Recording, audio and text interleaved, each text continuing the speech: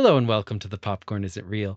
I'm Leif Eric. I'm here with my co-host Torvald. That's This is me. the podcast where we go over weird fan theories and alternate interpretations of some of your favorite films or least favorite films. Did you know that you have a theory the opposite of the Predator theory, but it's about Dracula? It's like about embracing toxic masculinity. It is it was not a theory. I was taught Right, this right, in right. a Yeah. university level class. As far as I remember, when you presented this theory to me, you presented it as like actual like literature theory, not like fan theory. Yeah, no, this is real stuff. That Dracula was originally written as a critique on like on male femininity. And that Right. Men can only regain their status of by becoming toxic. Civilized male. And yeah, essentially that Dracula represents the traditional the primal male, masculine male, the primal male that they cannot beat unless they become more like him. Yes. So the reason that popped into my head, which we should actually do that theory, Yeah. We should actually do the Bram Stoker's Dracula. But the reason that popped into my head while I was watching and thinking about Hotel Transylvania is I was wondering, does that theory actually relate to our Hotel Transylvania theory? Because I kind of think it does. Well, Dracula's a pretty toxic man. But Jonathan is definitely more of a civilized, well, not yeah, civilized. Yeah, and Drax teaching him to be toxic like him. Like that's the whole arc of Johnny, is becoming more and more like Dracula.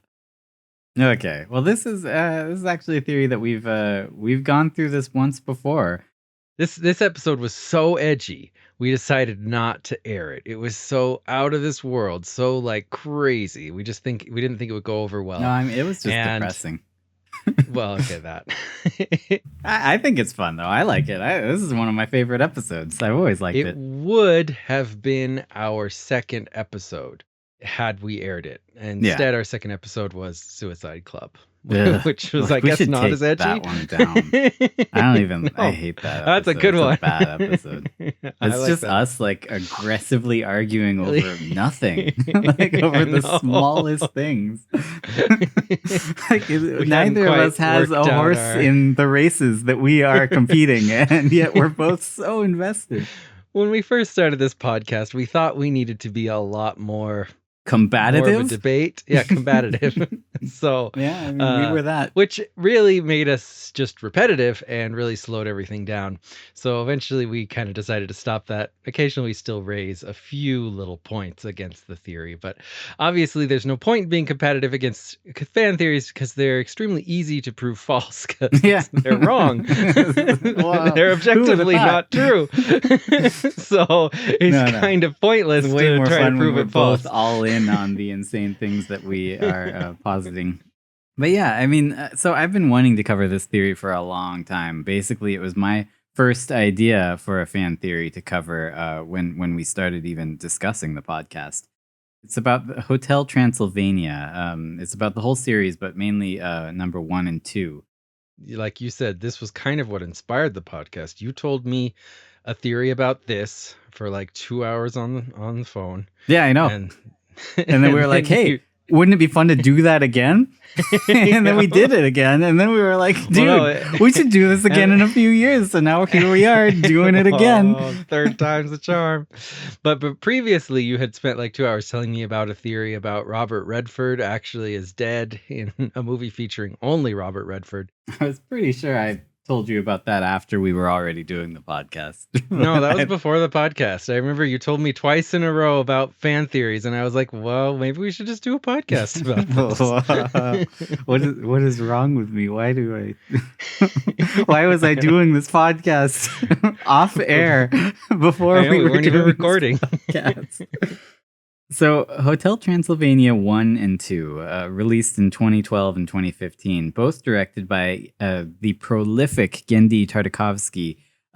He's a master of animation and directing. He did Powerpuff Girls, Dexter's Lab, Samurai Jack, Star Wars: The Clone Wars. The best Star Wars movie aside from the original trilogy. I may not be like a huge fan of every single thing that he has released, but I mean, you got to respect the guy. Like he's done a lot of work in the world of animation. There is a theory that his Popeye movie was canceled so that the Emoji Movie could live, Oh, yeah. which is a really interesting theory. Basically, Sony Oh, pulled the plug on his Popeye movie because they didn't have oh, faith in it. yeah. They thought that it Oh, didn't have the legs, and they were like, Emoji Movie is where it's at. That movie is gonna make waves. Well, It's gonna last forever, and people will never forget about it. It's gonna make tons of money, and then you had me at Sony. That proves it Wow, right dude. there. You know, what if Spider-Man was into like really dirty stuff? Well, what if he was super kinky? Kids love that. Kids love that nowadays. Yeah, let's. Dude. That's what the executive said in an infamous like email or something. All the Sony executive emails were leaked as part of the big hack a few years back, and there was some questionable emails about the direction of the Spider-Man character in the Amazing Which makes Spider-Man series. that makes that Robot Chicken sketch even better, as it actually was Sony doing the Popeye movie. Yeah, I know, when it they're was saying- the Sony. We don't think that spinach will jive with our Gen Z demographic. What, Yeah. you think I should eat kale or something? No. Popeye's a sailor who likes eating ass. Wow. Oh, You know, boy. this really speaks to me. I mean, my personal fan theory that Popeye exists in the One Piece universe, and that he's eating yeah, the he devil's ate the, spinach. spinach fruit. Yeah, no, it's the spinach vegetable. It's Right, not a yeah. fruit. Oh man, it's a good theory, and there's like a surprising amount of evidence for it. I just have to watch, all of One Piece, Oh, which no. that won't No, take me don't do long. it. It's gonna No. it'll be quick. So yeah, Gendy Tartakovsky. He's the man behind the Hotel Transylvania series alongside Adam Sandler. And then oddly enough, both of them got like muscled out of it for Hotel Transylvania 4, which was made without them. I don't know what happened there. I'm assuming Kind of crazy. that Gendy Tartakovsky and Adam Sandler didn't have faith in the story that was being pushed for Hotel Transylvania 4, so they dropped. Like they're just like, we're out. That's what I'm guessing happened. like, but it could impressive. be that- If you can get a big like actor to drop out of a voice acting role. Well, I mean, even more impressive people do is voice acting roles for their entire life, like If- Shrek or Antonio Banderas. yeah. Well, I mean, they won't do it for like a TV show, but for any theatrical release. right. I mean, to me, what's more impressive is getting Adam Sandler to drop out of something because of low quality. Like, what? Since when does this guy care about quality? He made 8 Crazy Nights, for crying out loud. Ugh. And he made the worst movie of all time. We already covered that. theory. Yeah. Hubie. Well, so Halloween. that's my favorite aspect of the Hotel Transylvania theory, actually, is that it gives us another opportunity to just drag Adam Sandler's face through the mud. Because, like I said, he was heavily involved. I believe he got writing credits for at least 1 and 2, and I think 3. And of course, he voiced Dracula, the father figure of the series. Right, yeah. He's an uncut gem, so we can drag Well, him through the mud. yeah, he's quite the uncut gem. So, what is the story of Hotel Transylvania? I guess it's kind of Dracula. Jonathan goes to this hotel where monsters live, and Dracula runs the hotel. Jonathan, who is a normal human, falls in love. Why don't you let me do this? Falls in love with the daughter of Dracula. Mavis. Yeah, Mavis. Okay, I knew it so was a stupid name. What is the story of Hotel Transylvania? Basically, an overprotective single father, Dracula, is raising his daughter, Mavis, alone. Oh, yeah, it's Father of the Bride mixed with It is Dracula. basically kind of sort of Father of the Bride. So he has been scarred by harassment and assaults from humans in the past, which culminated in the murder of his wife. So he hates humans. He basically has developed a massive paranoia verging on racism towards humans, and he will do anything to keep his daughter away from them. But then one day, his daughter meets a kind and free-spirited young man named Jonathan, The two of them Yeah. fall in love, and Dracula is forced to come to terms with the fact that his daughter may not share his worldview and that she may want to be with a human and leave him Yeah. someday. Hotel Transylvania 2 is about Dracula coming to terms with his grandson, Dennis, being a human. And after multiple attempts to force Dennis to become a vampire, yeah, basically he does become a vampire. But then also at Wow. the same time, Success. I know, at the same time, Mavis has to cope with the fact that her son may not be safe living with Dracula and the other monsters, and that maybe she will have to move to a new country. Sounds almost like Dracula learns nothing over the course of the Yeah, it series, and basically is. I mean, sort of so a movie about the old ways are the best ways. right, The you old might, racist.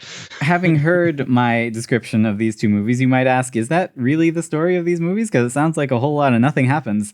So I'm going to tell you the real story of Hotel Transylvania 1 and 2.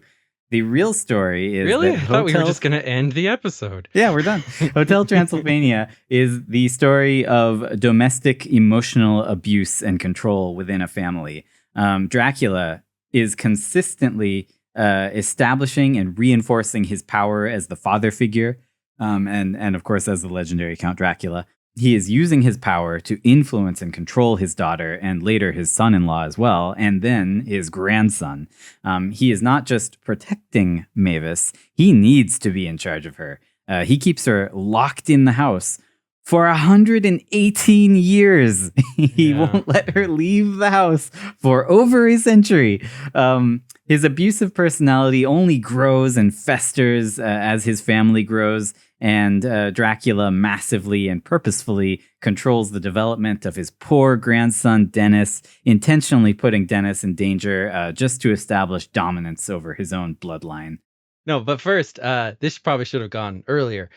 Trigger warning, and this is a real trigger warning, not like the dumb ones we might put in front of a Harry Potter theory. But Wow, dude! If you like Ron, don't listen to this episode because we're gonna be talking a lot about Ron. We don't like Ron. he's Harry No. Potter's stupid friend. His words, not mine. No. This is a trigger warning, a real trigger warning. This is one of the reasons we didn't air this episode before. We do talk a lot about abuse, family abuse. The problem here throughout the first movie is that Mavis always submits to Dracula, and nobody ever stands up for her. None of her friends, none of Dracula's friends, not even Johnny. What do you mean, her friends? Yeah. Does she have any friends of her own she that are doesn't. not also Dracula's Right, friends? I would say not Dracula's friends, I guess. The whole climax of this movie, it is cementing this her submission to Dracula when she realizes that Dracula lied to her. Johnny's a human, and she still decides to be with him. She says, "Screw it! I don't care what my dad says. I'm gonna be with you, Johnny." And then Johnny's like, "No," and then he ditches her. He submits to Dracula and is like, "I'm out. I don't even like you." And it's only after Dracula allows her to be with Johnny that she can. And in the end, she just has Right. to accept that. It's her life is actually in control of Dracula. So you don't believe that this was because Dracula actually had a change of heart over the course of his arc in this movie, but No, he that just didn't like it he because just she made realized the decision, not he him. wanted to keep he wanted to keep control, and that to him Absolutely. was more important than his racism against humans. Yes, but 100%. And this is proven if you just watch the second movie. Like watching only the first one, you might think he had a change of heart. And he didn't have a change of heart. Watch the second movie. He's just as much of that's a true. jack off as he was in the first one. So in the second movie, Mavis attempts to stand up for herself again. She sums up her courage. She recognizes the dangerous and toxic environment her baby's growing up in. And in a show of desperation and bravery, she tells Dracula that they're moving away. And she makes plans to take action and make it happen. Dracula just basically goes completely nuts. He ropes Jonathan in on this insane like baby kidnapping and brainwashing scheme. And then just proceeds to endanger the baby over and over and culminates in like throwing it off a cliff or off of a huge tower, actually. Yeah.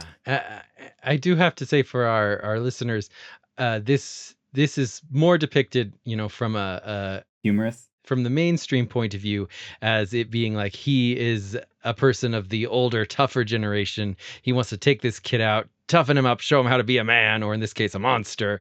Camping or whatever, does the whole like you throw them in the water so they'll learn how to swim, except instead it's learn how to fly. And that's kind of what it's trying to be a riff on, is that those tropes. No, it's not. It's about abuse. What are you talking about? You shut up. So the climax of this movie I'm just includes... saying, most people don't watch this and get like traumatized. Well, that's why they're listening to this podcast, so they I can know. understand Just the horrific, so people could know the horrors hidden side within the that is Hotel Transylvania often series. accepted about this movie. That would be the more mainstream interpretation, which of course we do not subscribe to. Yeah. So the climax of this movie is all about Dracula basically getting his way when he manipulates Dennis into actually becoming a vampire, which removes Mavis's only bargaining chip, and she is forced to submit to him and abandon all of her plans. And despite everything that Dracula's done, she announces at the end of the movie that Dracula was right all along and they can live with him now. Which is just the most horrible, like, heart-wrenching, sad ending. I think it's really funny that the Hotel Transylvania series is supposed to be like, it's like, ooh, horror characters, but it's actually comedy, where when you really look at it, like, it's far more horror than comedy. Like, there's a lot of horrors hidden within these movies. In the first movie, in Hotel Transylvania 1, Dracula, single father, raising Mavis all on his own, and I have to give him points for this. He did raise her, it seems like he took good care of her, and he also built and ran a huge hotel all by himself. Yeah, as far as we know. He could have, maybe he threw her off a tower when she was a baby. Yeah, he probably did. I mean, no, you see him teaching her to fly. He taught her to fly by tossing her off the bed. He never threw her off a tower. He even put a helmet on her while she was learning to fly. He didn't give Dennis a helmet. I guess it's because he's a man, he's a boy, a male child. He's got to toughen him up. Maybe. I think that Just Dracula like Casita did with Bruno. Whoa. Yeah. Horrible Casita. I think everyone would agree with us that Casita was the main bad guy of Encanto. Well, not the main bad guy, just Casita chose to not give Mirabelle a gift just because she wasn't from his bloodline. No, sure. He's bad. I'm just saying. The worst, I think, Disney villain of all time is probably Abuela. Yeah. Man, I mean, I wish that like a gecko had tripped her with a giant strand of hair and shoved her off of a roof. Out of a tower. I was talking to someone just the other day. They were talking about how like people don't interpret Abuela to even be a villain. And I'm like, well, excuse me? Yeah. Dracula, he seems like a devoted father, but he does spend quite a bit of time feeding Mavis lies about humans, about how they bite your toes and burn your clothes and steal your candy. He also spends a lot of time telling her that she is safe, but that the only reason she is safe is because she is here in his castle and that he will protect her forever and that she will never leave. He proceeds to do this over the next century because a whole century later, Mavis is now turning 118 and she's still never left the house. She's never been outside. They kind of try to imply that she is, that's like turning 18, like she's an adult now. No, it's not. She's literally just a 118-year-old woman. She is an old lady who's never left the house and is locked inside and being treated like a child. It's insane. It's actually crazy, the situation that she lives in. So yeah, it's Mavis's 118th birthday, and all of her closest friends are here. Oh wait, it's all of Dracula's closest friends. Mavis doesn't have any friends, as you pointed out. So as the guests show up for her big party, Dracula treats everybody to an anti-human rally, indoctrinating them with like anti-human lies and a slideshow. It's the weirdest thing ever. He's a little odd. He's like, "Welcome to my daughter's party." Now, it has nothing to do anti-human rally. Okay, but couldn't this be interpreted to be that he is running a hotel and this is just a normal thing he shows to hotel guests? I mean, the reason it's there is for exposition, right? It's for the viewers of the movie. But it's not like he's like, now, during your stay at Hotel Transylvania, keep in mind that humans are prowling about, so make sure you don't enter this area or go. He's not doing that. He's just like, He's basically just saying, like, yeah, they're getting more and more dangerous. These humans, they'll never stop until they've taken your jobs and raped your daughters. No, I don't think he says that. And he looks at his watch and it's 5 There's o'clock. another trigger warning. After his anti-human rally, Dracula is also like moody and angry when his best friend Frank N. Stein, quips that Dracula's little girl isn't so little anymore. Dracula absolutely flips out and screams and roars and exits the room full of his closest friends, who are all just staring in shock for several seconds until the scene changes. One could argue that he is a monster, and perhaps monsters do this all the time, but the fact that they are staring at him makes it seem like it is a rare occurrence. We cut to Mavis, and as a 118-year-old lady, she has to ask her dad's permission to leave the house. And you might say this is normal because 118-year-olds are senile and need, a caretaker. Well, but she's not. she is in perfectly good condition. Right, she basically has the body and if she's mind senile, of an then 18-year-old. Drac is far more senile. Yeah. She is an adult who is not allowed to leave without her daddy's permission, which is very, very like icky to me. And she's preparing for him to say no. Like, he won't give her the permission, and she knows it. Right, like, she has right. to psych herself up. She's practicing. It's like emotionally a huge deal for her to ask permission to go outside. And when he actually agrees that she can go visit the town, she is like blown away, and she hugs him and lovingly is like, "Oh, thank you for trusting me." And then what does she do? She goes and gets knocked up by the first guy she meets. Well, I mean, with his permission, but yeah.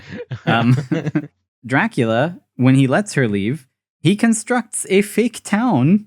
He builds a town and then fills it with zombies dressed as villagers and forces them to assault Mavis with fire and pitchforks and garlic, all things that can hurt her. Yeah, that's a little and weird. they're violent and crazy. They're stabbing each other and setting each other on fire. Like, it's not a safe situation. And he's like, as she flees in terror, he's like smiling and congratulating himself. he's so Well, he succeeded. he did, and he's so happy as he, later on comforts Mavis. She explains the horrible things that happened. He's like, "Oh, yes, it's okay," and then he justifies everything. Candy? Well, they said they would. They said they were going to steal her candy and bite her toes and burn her clothes. Jonathan shows up at the hotel, and Dracula, his main concern is that if Mavis sees Johnny, in his own words, he says, "She'll know that I lied." That's all he cares about. He's not concerned because of humans here. He's not like, this guy's gonna attack us. He's gonna steal our candy and bite our toes. He's not worried about this human being here at all. Genuinely interesting evidence, because that shows that it is racism on his part, in that he knows they are not any of the things that he said they are. They're not dangerous. He just doesn't like them. And also he doesn't want Mavis to know he's lying about them. And he's brainwashing not only Mavis, perhaps but he also doesn't his even best hate friends. humans that much. He's just using them as a way to keep his daughter in the house. Right. It's all to keep power. He's basically holding typical Republican rallies to get people all whipped up in hatred towards, the outside group. Make Transylvania great again. But yeah, I mean, it shows that everything that he's been saying to her and to all of his best friends in his rallies, it's all lies. And he knows it because he's like, now she'll know that I lied. I mean, just to show the kind of person he is, despite knowing that he is lying about humans and they're not dangerous, he says that he would kill Jonathan right here and now, but he doesn't want to set monsters back hundreds of years. So what does that mean? Does that mean that people know about monsters in this universe? Yes. And they've come to accept them, and by setting monsters back, he's thinking that it would become a news story if he killed Jonathan?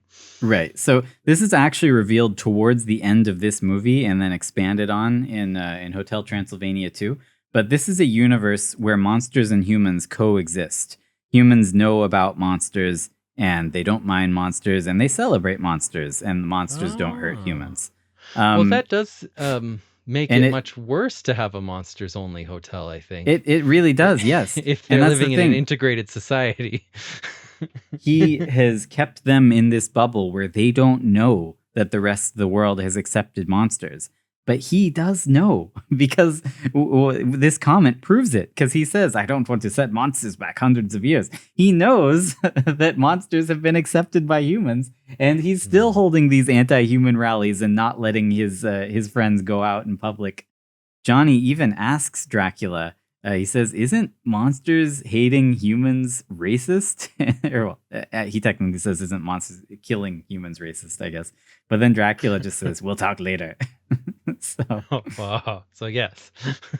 But then wait, isn't Jonathan, if we're comparing them to races, isn't Jonathan dressing up as a Frankenstein kind of like blackface? Like yes. that would be racist. So it's technically whiteface because the monsters are the whites in these movies. But anyway, yes. Dracula basically forces Johnny to dress up in whiteface for the rest of this movie so he can fit in this what's it Okay. called? White glove party? Is that what it is? I forget. There's like a word for these I don't only know. white people parties. White power? No. Anyway, and then in the second movie, they have a whiteface a whiteface party where they make all the humans dress up as monsters. But anyway, we'll get to that. So basically, Johnny and Mavis meet. They start to get along. Frank mentions to Dracula, Frank being Frankenstein, of course.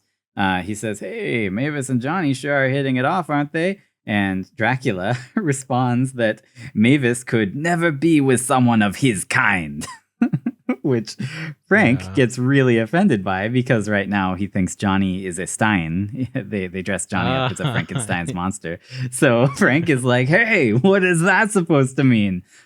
Which is proof that Dracula's reaction, like his comment, is legitimate racism and is treated as such by other monsters when directed towards them. It's wrong when he directs it towards Frankensteins, so it's just as wrong that he directs this hatred towards humans, in my opinion.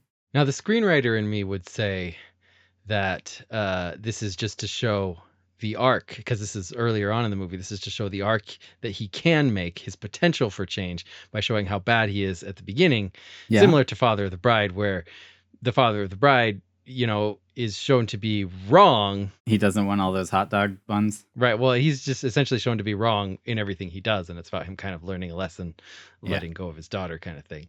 It's a good thing to teach kids to not be racist, right? So I get that. And if the movie ended with him being, having some sort of redemption where he changes his ways, then that could give a good message to kids. But I don't think this movie ends like that. Well, let's find out. Okay. Johnny and Mavis share a tender moment watching the sunrise on the roof.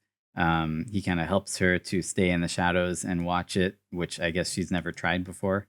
She expresses to him how she feels having been stuck in this hotel for a century.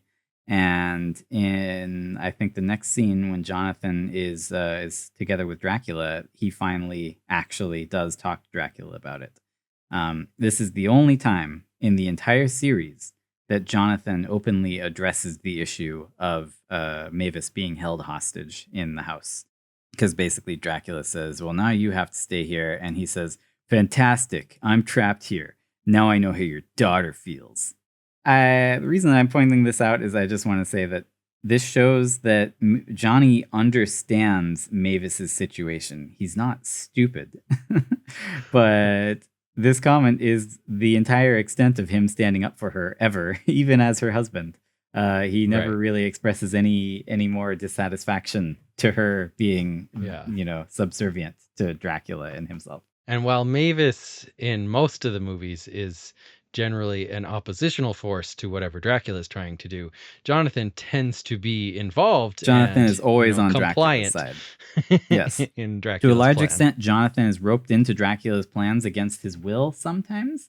But I think he actually also, I think he enjoys his position of power in Dracula's family. And I think he's actually going along with it of his own volition. Well, he doesn't want to move back to the real world. He certainly doesn't. He loves his cushy job that Dracula gave him, which he is not qualified for. But anyway. So when Johnny and Mavis are kissing later on at the birthday party, Dracula freaks out, screaming at them. He says, "You are not allowed to kiss." He says this to a 118-year-old woman who is definitely allowed Yeah. to kiss whoever she wants to. Um, Right. Well, he's just an overprotective father.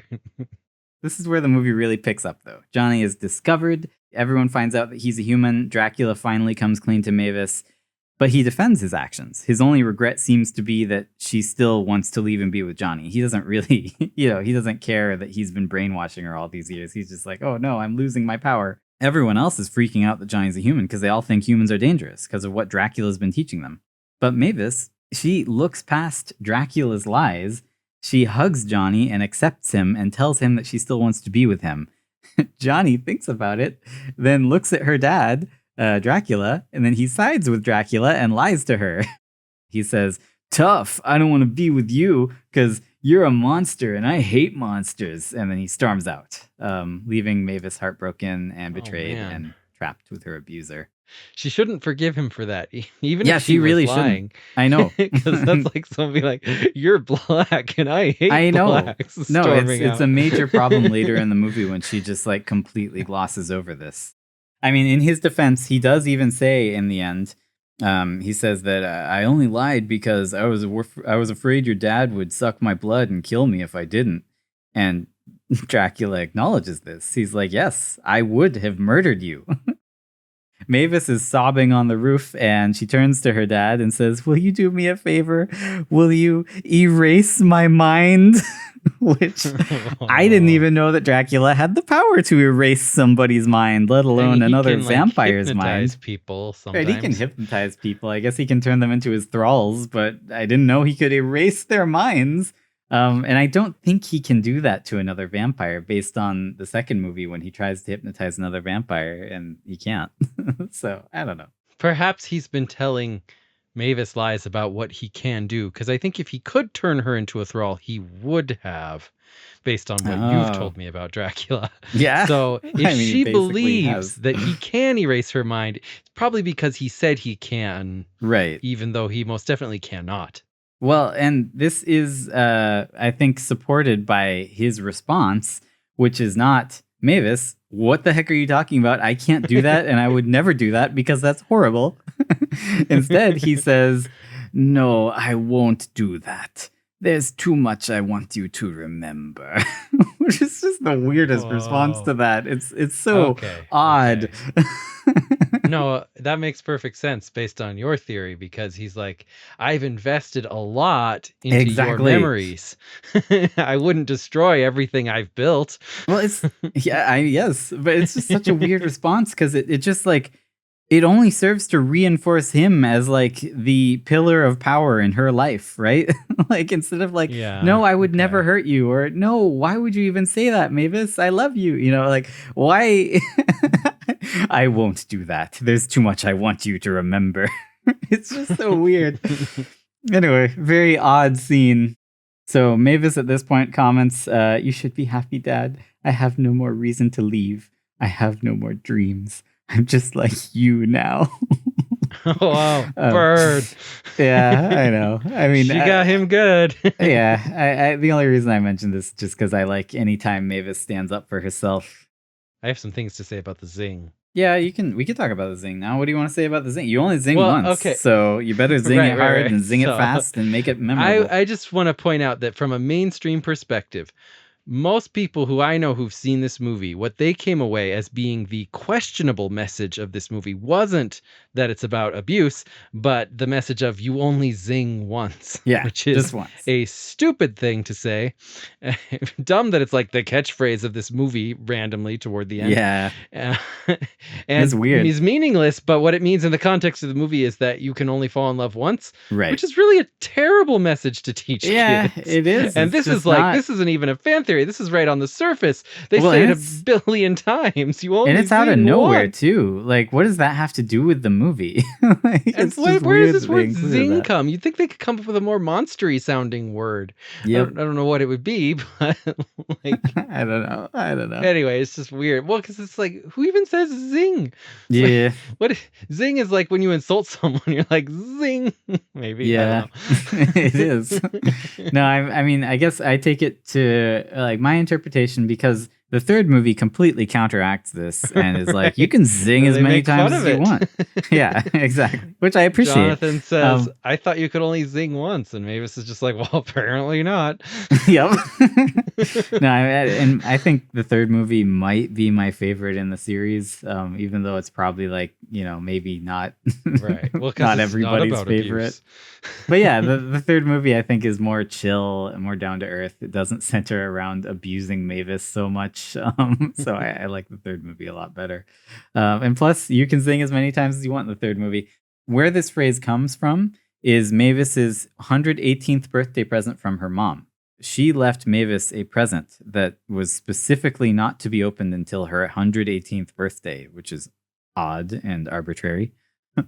Like, Yeah. why did she have this prepared? Did she know she was gonna die? And why 118? I don't know. Yeah. But it's basically just Maybe like a Dracula little. just kept it that long. He had like forgotten about it and he found it and was like, oh, I was supposed to give this to Mavis from her Maybe, mother who I don't know. died. When he pulls it out, it's got a note on it that says, "Do not open until your 118th birthday," in like womanly handwriting. So I don't know. It's basically just a little poem that her mom wrote about how she met Dracula and they fell in love. And in that poem, it talks about they zinged and you only zing once. And I kind of take it to mean that she only zinged once because she died. So she could have zinged more Yeah. times, but she didn't. And everyone else, of course, can because they didn't die. I've heard a lot of fan theories that Dracula's wife, Lady Lebove, there's like fan theories that she was attacked by humans and not killed. That like she was trapped in the burning house and has been trapped there ever since, still alive, but in constant anguish. And the support for that fan theory is that Johnny, he recognizes the painting of her in Dracula's bedroom. And he says, I've seen her. That's Lady LeBeau. And he says, I've seen that painting in my favorite castle, Castle LeBeau. They say that her tormented soul still walks the halls and you can feel her presence sometimes. I think that it is dumb though, and she definitely died because in this movie they just imply that lots of things can kill vampires. Like I actually really like the conversation he has with Johnny where Johnny's like, so is it all true? Like, what about garlic? And he's like, I can't have it. It makes me swell up. And then he's like, what about a stake to the heart? And Dracula's like, yeah, well, who wouldn't that kill? Which I thought was a good response to that. In the end of the movie, Dracula sort of kind of has to pay the price for his prejudices. He gets like a sunburn and has to like fly and catch up with a plane to admit to Johnny that he made a mistake and get Johnny to come back. Right. But then he kind of like ruins it by saying basically that my mistake was just that I'm so protective and I love my daughter so much. Oh my gosh, he is abuela. He is abuela, exactly. He's like, yeah, I was a horrible person, but just because of love. I mean, I just love her so much that I want to abuse her. I'm sorry I held on too tight. That's the end of the first movie. Now on to Hotel Transylvania 2, and I have even more to say about Hotel Transylvania 2 than Hotel Transylvania 1. I know, dude, we've done this before. You said the same thing last time. I know. All of Mavis's life, Dracula's been singing to her a song that I guess he wrote where she's daddy's girl. And this the second movie starts with him changing that song to say that she's Johnny's girl, but also daddy's girl. So she'll always belong to someone. And he makes sure she knows it. It's not just some endearing song that he wrote for his daughter that he loves. Allow me to dissect that note. I love you. You is the object of this sentence. You are his object. Wow. Dude, yeah, that's basically the logic I'm using here. So after she gets pregnant, Dracula forces himself into the entire process. He controls her diet. He commands her not to eat what she craves because he says it's bad for the baby. which I'm like, what? I'm pretty sure that people, I don't know if this is true or not, but what I've heard is that when you have a craving, it's because the baby is like lacking some vitamin or mineral, and your craving will satisfy that that need. Yeah. That's what I I've mean, heard. generally, you're on a vitamin supplement that will have all the nutrients you need. Right. No, what kind of stupid like old school logic is it that you like, no, don't give in to your cravings. Only eat certain foods. I'm like, no, let the pregnant woman eat whatever the heck she wants. I don't understand. Why do you need to control this, Dracula? Like, what's wrong with Yeah. you? It's not your baby, you weird man. Well, I know there are some things you're supposed to stay away from, like things that can have bacteria, like shellfish, I think, and stuff. In Flintstones, when Wilma asks for food when she's pregnant, and he comes and offers her like a big lobster or something. Yes. I don't know. He offers her a bunch of random things. It Yeah, a probably lot of shouldn't be. shellfish. She says a glass of water. He says, You don't "Water? want You don't know water. nothing about having a baby." I Well, think I it's a would say similar that's just like situation. old person mentality, but that movie was, or that episode was specifically making fun of Fred Flintstone being an idiot, right? So even old people know this is dumb. Just let the pregnant woman Yeah. get what she wants. Well, I mean, a lot of the Hotel Transylvania series is making fun of Dracula being an idiot, right? He's kind of the comic relief. His controlling nature extends to even like when she's having the baby, he's not allowed in. So he like dresses up as a nurse woman and sneaks in. Oh gosh, I Which is- forgot about that. Yes. Ugh. Which is weird. Yeah, And then one of the zombies like makes a pass at because him. men can't be nurses. Yeah, I guess. I mean, according to Dracula, like I wouldn't say that, but Right. I'm saying that he's an old person yeah, who exactly. thinks old people He thoughts. is very much an old person, though. He's like several Right. hundred years Yeah. old. Oh, and then he insists to Mavis and Johnny and Johnny's family that the baby, Dennis, has a vampire name, which he made up, Denisovich. He decided this himself. Nobody else, not the parents or the grandparents or the friends, nobody calls the baby Denisovich. Only Dracula.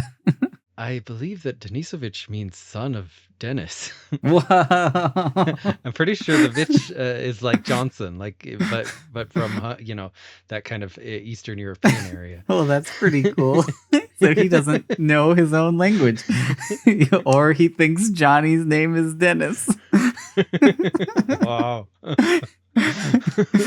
But he thinks that's his first name, so he would be Denisovich Jonathanovich. Well, yeah. I mean, to me, the even weirder thing is that this is basically akin to like if I married a person of color and then my parents decided that my kids needed a white name and kept calling my kids their white name. I would think that that was massively inappropriate, and I would be like, "Stop that!" Key and Peele have some really good sketches about Yeah, white people names and black people names. Dude, I literally just like an hour ago watched the Continental sketches. Both of Yeah, them. wow. That's unrelated, but those are good too. It's Continental like Go-Gurts to stay. I'll have You've what I'm always having. been here. Extra leg room, at least an inch. I'm not even sure what the joke is in those sketches. It's just that But he sure is he's a weird very guy. impressed by everything. But that's not the joke. The joke is that he's in some sort of Twilight Zone time loop. Right. The punchline is completely unrelated. He's in a horror movie. Yep. This is the Shining Hotel. In many horror movies, he's also in like The Terror at 20,000 Feet. So Mavis is being a good parent, and she's like trying to baby-proof this incredibly dangerous hotel. And Dracula, basically like right in front of her, turns to all of their friends and is like laughing at her and saying, "Oh, she's so overprotective," and completely dismissing her well-founded fears. Just want to note, as they're going through the montage of the zombies baby-proofing the hotel, many zombies are injured due to the exact things that they're trying to baby-proof. So if a zombie could get injured, then a baby could definitely get injured by those things. So her fears are completely justified. Yeah. Wayne actually says that the baby has to get his fangs by the age of 5 in order to be a vampire. What would Wayne know about that? I don't know, He's but raised like 20 werewolves, but he doesn't know anything about raising a vampire. all right. And I kind of think maybe Wayne's wrong and Dracula might know it, but he goes along with it just, because he wants Dennis to get fangs. Because later on, when Dracula's dad, Vlad, shows up, he is not worried at all that Dennis doesn't have fangs. He's just like, oh, he's a late fanger. And he knows he's there for Dennis's 5th birthday party. So Jonathan is offering very little support to Mavis. In fact, right there, later on, in front of Dracula, Jonathan has a text conversation on his phone with with Mavis that he reads out loud to Dracula, where he basically asks her to go on a date with him, and she says no because she has to take care of the baby. And then he responds in a jealous, babyish rage, saying, "I need love too." Yeah, that part is a little weird that he's reading them to Dracula. But isn't there like a really, really funny joke in this movie Well, that we may have and skipped over? and then Johnny's like, well, Dracula can't like type on the phone because he's got long nails. And Johnny's like, it's okay. You should just get Bluetooth. And then Dracula's like, okay, Bluetooth, come here. And then a giant Bluetooth walks over and they all look at the camera like kind of bored. And Dracula says, now what? Now what? It's a pretty good joke. That's good humor right there. This is literally my favorite joke in the entire Hotel Transylvania series. I just mere hours ago, as I watched it with my kids, I rewound it like 3 times for that joke. I was like, kids, you don't want to miss this. You gotta watch this joke. Which, I mean, to them was even better because they don't know what Bluetooth is. So Yeah, they were just like, hey, why does he want a Bluetooth? So up next is Dracula just being incredibly weird and creepy. He sneaks into the baby's room at night and wakes up the baby to practice being a bat, even though Dennis has preschool and a wolf birthday party the next day. But from Dracula's perspective, he is usually awake at night. Like night is his day. Yes, but Dracula's also awake during the day. Ground. Wait, what? The metal is his ground on the wall he built. He built this wall. This is my ground. Sorry. I still haven't seen that one, but your description of it just keeps getting better and better. So yeah, I don't know. I mean, Dracula seems to stay up all day and all night, so I don't think this is an issue for him. But anyway, baby Dennis is pretending to be a bat and having a lot of fun with his grandpa, and his grandpa ruins it. Dracula ruins it by saying, that's not good enough. You need to actually be a bat. And then he, ridicules the kid's favorite monster show because he's like, sharing and being nice? I hate that. Well, I think it's just supposed to show he's an old school monster. And back in the day, monsters weren't nice. They were mean. So he does want to set monsters back 100 years. Yeah, he does. Dracula and Jonathan hatch a crazy plan where basically Johnny is going to take Mavis to visit his parents, and Dracula is going to stay behind with baby Dennis and basically kidnap him and put him in lots of dangerous situations to try and force him to become a monster. It's Johnny's job to keep Mavis distracted and happy, but not too happy. Okay, but he's not actually kidnapping the child because he is the one who's supposed to be taking care of the child. Except that he is actually kidnapping the child because Mavis gives specific instructions to Drac for taking care of Dennis. And these instructions include putting him back to bed so that he can get a full night's sleep, and then a special diet of sliced avocado, rolled oats with apricot. Dennis also needs like a moisturizer. Avocado. Yeah, well, I know that makes Dracula really mad. Dennis also needs a specific kind of moisturizer and 20 minutes with a nebulizer. So it sounds like Dennis has like some allergies and some asthma. Yeah, 20 minutes and with like a nebulizer is something we had a lot as kids, and there was good reason for it. I know. But Dracula hears all this and then confirms that he understands the instructions and immediately disregards them in favor of his... He does bring an avocado, though. Yeah, okay. The only instruction which he partially follows throughout the entire movie, is to give Dennis a whole avocado, not sliced like Mavis specified. He just hands the kid an avocado, and as he does this, he makes fun of him for eating it. So Dracula takes Dennis to his old vampire summer camp, which has changed over the years. They now embrace safety and friendship for the little vampires. This disgusts Dracula. He hates it. He would rather chuck kids off rickety towers. So he goes up to the top of a really tall rickety tower. And are we gonna do this again? Did you calculate how tall the tower is? I did. Okay, so Dracula chucks Dennis off the top of this tower and tells him to fly. And it's like a really scary and sad scene because at first Dennis is like real happy about it. He's like, wee. I will say this is meant to be not a scary and sad scene, but a funny scene. I don't see how it could be. And was actually the entirety of one of their early trailers was just this scene. The kid took 38 seconds to fall from the top of the tower to the ground. And we can use that time to calculate the height of the tower, knowing, the speed of acceleration due to the Earth's gravity.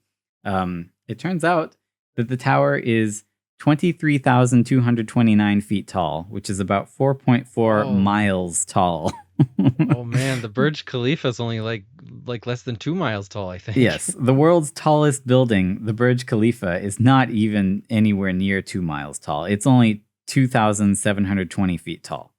So this is it's like 10 Burj Khalifas tall. It's unbelievably gigantic. And it's a pretty awesome tower they have at that camp. It is pretty awesome. And I just gotta say, Dracula's he is a hard man throwing a child off of this the world's tallest structure.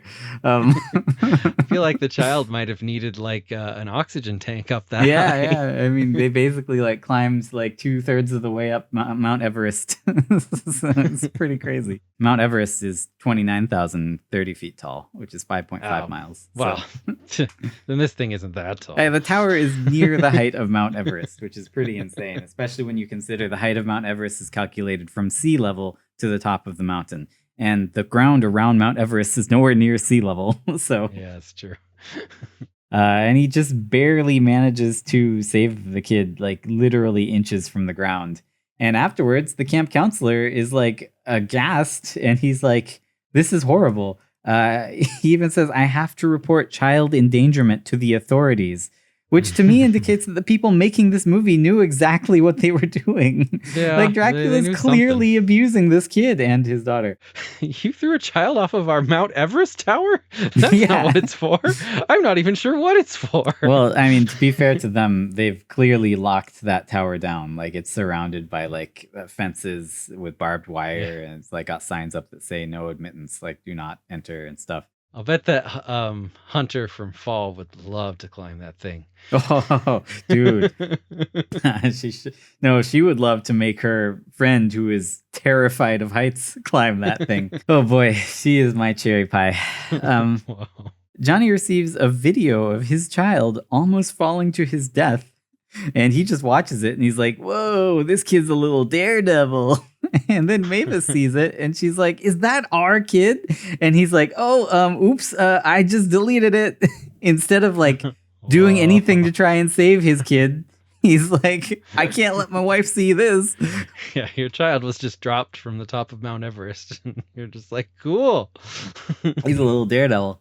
So Mavis calls again to find out what's going on, and Drac lies some more.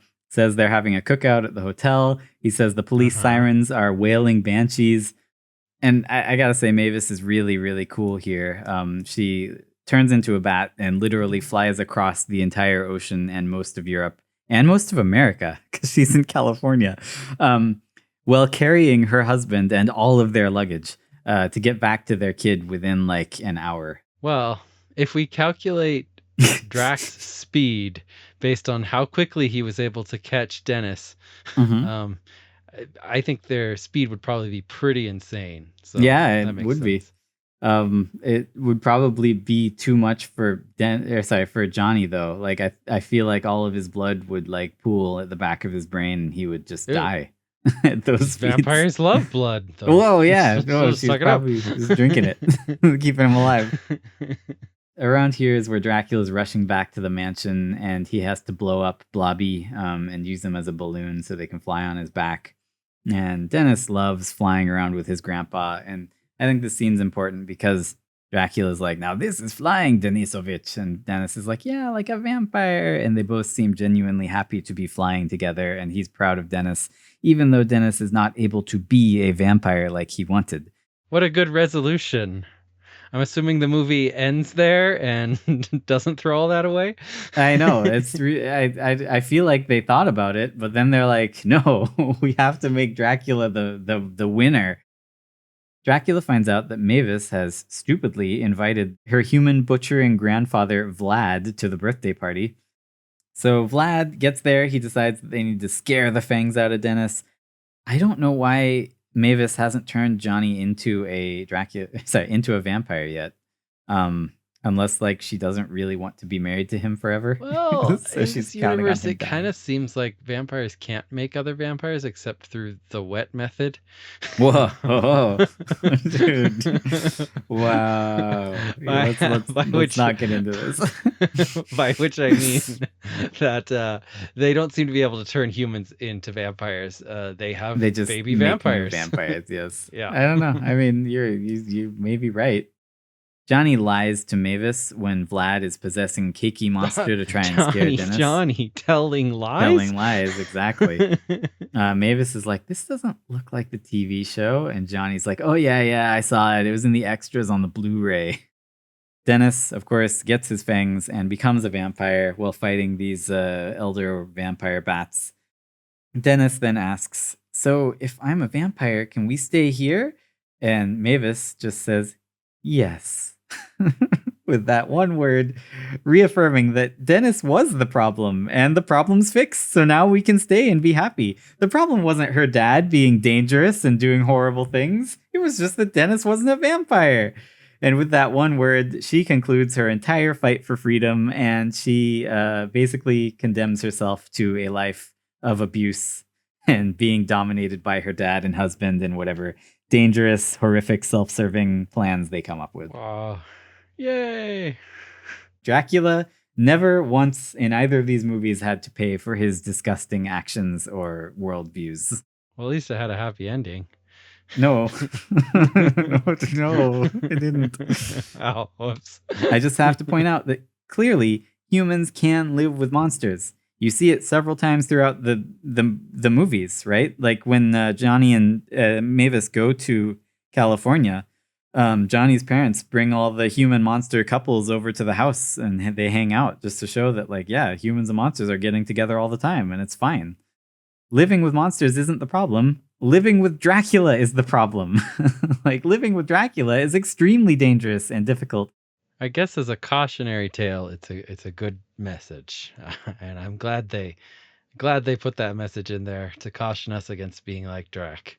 Despite all that, I kind of do like the Hotel Transylvania movies. Like, I think Wow. it's not They're often that you great. find a children's movie that's all about child abuse. So Oh, like, yeah. it's really interesting, Sold. right? That That's all sounds Dracula amazing. does. If he's not abusing his child, he's abusing someone Actually, else's child. I'm like, what's wrong yeah, with this I guy? get it. Pick on someone your own size, you old weirdo.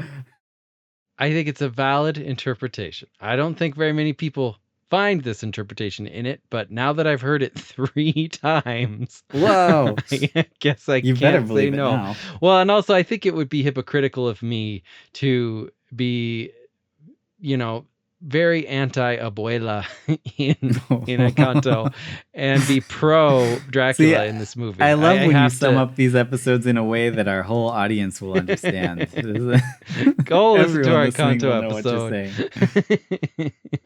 So yeah, sure. I can accept this interpretation. Counterpoint, is there any other interpretation? Like, what else could you how else would you Well, interpret these movies? I You mean, only sing once. Wow. That's That real, is the message all of the I movies. got out of the first Hotel Transylvania after watching, and I did not like it. I was just like, all I got out of it was you only sing once, and that's a stupid message. It's a pretty stupid message. If you like our podcast, feel free to leave us a review, or share us with your friends. Yeah. Subscribe, like. If You you can find didn't us on like this Patreon. episode, If we you want us to keep understand. doing what we do, this is a completely independent podcast. We don't have any sponsors. And, if you like it, if you want us to keep doing it, then you can show your support over on Patreon. We really appreciate it. Oh, happy Halloween, everybody. This is our Happy Halloween special. Halloween! Oh, until next time, everybody remember, the popcorn isn't real.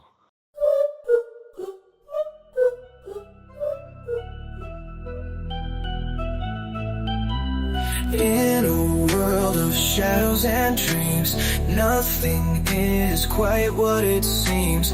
We're the fools in a midnight reel. The popcorn isn't real.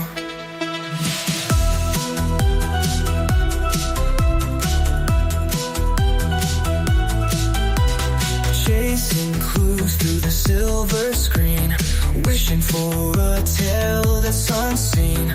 Hold my hand through this hazy spiel. The popcorn isn't real. Behind the curtain, there's nothing to feel. The popcorn isn't real.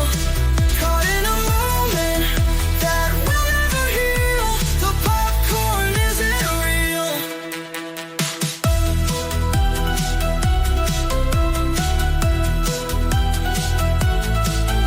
We craft a fiction within fiction's mind, searching for secrets we'll never find.